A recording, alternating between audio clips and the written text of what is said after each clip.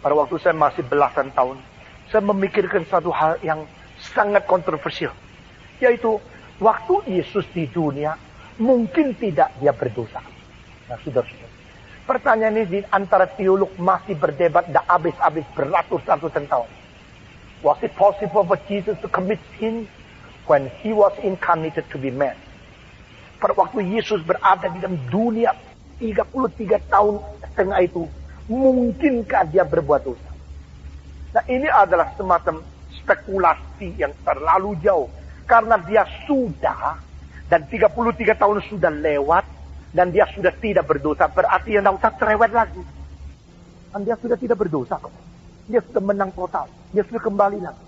Cuma seorang yang suka pikir secara teologi itu menanya, mungkin tidak meskipun dia menang dan tidak berdosa, ada kemungkinan tidak berdosa atau tidak.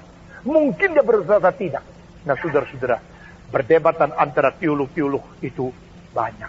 Tetapi saya berkata kepada saudara, ontologically no, morally yes.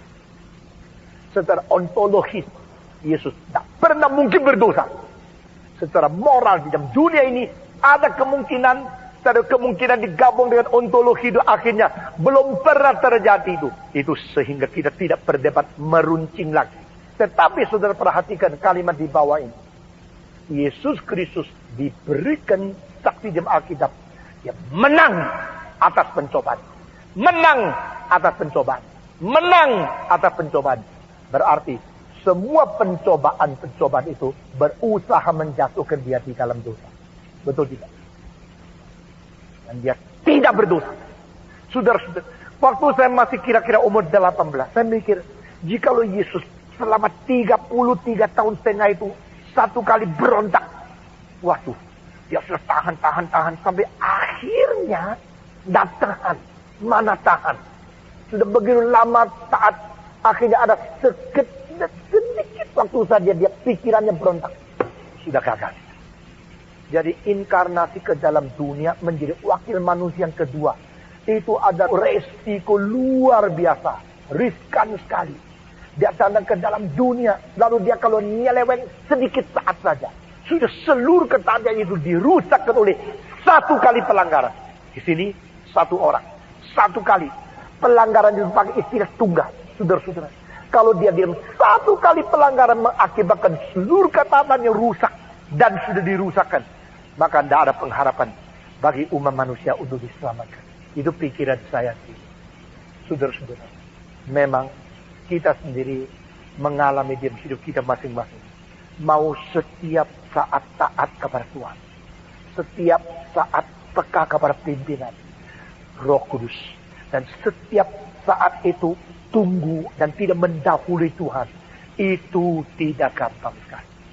Itu sesuatu kerohanian yang betul-betul perlu kematangan dan kesabaran, ketekunan, konsisten. Dan satu pengertian yang fresh. Tuhan dan saya sedang saling menghadap. Dan saya berresponsibilitas di hadap dia.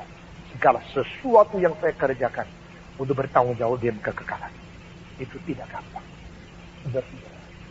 Tapi akhirnya berkata kepada kita, Kristus taat total. Di dalam Ibrani mempunyai satu kalimat yang begitu mengagumkan saya. Dia mengatakan, meskipun dia adalah anak Allah, even though he is the son of God, dia tetap harus melewati proses menderita untuk belajar taat sampai sempurna. Saudara dengar di sini 3 istilah: penderitaan, ketaatan, dan kesempurnaan. Semua 1, 2, 3. Penderitaan, ketaatan, kesempurnaan. Tidak ada jalan lain. Bahkan anak Allah yang tunggal pada waktu di dalam dunia ini tidak bisa luput, tidak bisa terlepas daripada prinsip yang ditetapkan oleh Tuhan Allah. Even though he is the son of God, he need to learn from process, from suffering to obedience, in order to be perfect. Saudara-saudara, Dia harus belajar bagaimana menderita untuk mendapatkan ketaatan yang menuju kepada kesempurnaan. Siapakah engkau? Saudara-saudara, di dalam kerajaan Allah tidak ada bypass. Tidak ada jalan pintas.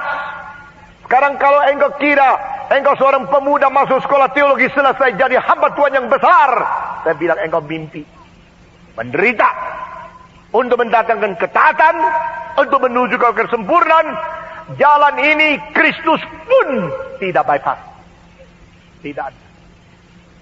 Itu sebab yang mau dilatih di STTRII bersedia. Jangan kira di sini ada orang kaya, engkau dibantu seluruhnya. Tidak. Kalau bisa engkau kerja dulu. Kerja berat. Dapat uang itu susah payah. Lalu dengan uang yang kau kumpulkan untuk studi. Kalau bisa paling sedikit 1 tahun. Lalu di situ engkau harus dilatih dengan penderitaan. Baru bisa jadi. Jangan kira pemuda-pemudi yang ikut di dalam gerakan reform ini kita berikan keenakan seluruhnya. Tidak.